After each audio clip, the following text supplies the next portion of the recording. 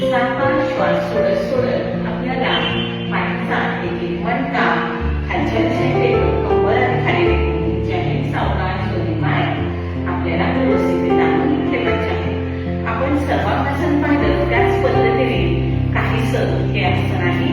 यामध्ये फक्त आपल्याला पोटावरती चांगला दाब इथे आपल्याला मांड्यांमुळे आणि पायाच्या गुडघ्यांमुळे इथे आपल्याला पाहायला मिळतो. त्याच्यामुळे पोटाचे जे काही विकार आहे किंवा पोटाचे जे स्नायू आहे त्याच्यामध्ये खूप चांगला इथे ताण आपल्याला अनुभवायला मिळाल्यामुळे तिथेही स्नायूंची लवचिकता वाढण्यास मदत होते. पोटाच्या वरती जी काही चरबी आहे ती कमी होण्याला इथे आपल्याला मदत होते.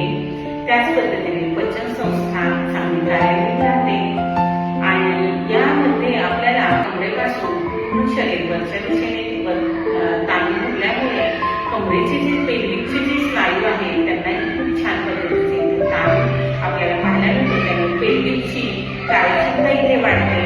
ज्यांना लंगीचे काही त्रास आहेत त्यांच्यासाठी देखील हे महत्वाचं असं आसन आहे. त्याच पद्धतीने गर्भावस्थेमध्ये म्हणजे गर्भधारणेसाठीही देखील हे आसन खूप महत्वाचं आहे. ज्यांना गुडघ्याचा त्रास आहे किंवा लंगीचे काही त्रास आहे तर त्यांच्यासाठी देखील अश्विनी मुद्रा अतिशय महत्वाची आहे. आणि याचे तोटे म्हणजे हे आसन कोणीही करू नये.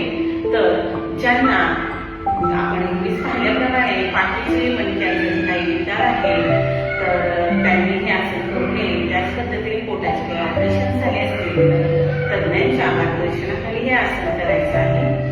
पाण्याच्या संदर्भात देखील काही आपल्याला इश्यू असतील तर ते देखील आपल्याला डॉक्टरांच्या सहाय्याने किंवा मदतीने हे आसन करायचं आहे. धन्यवाद.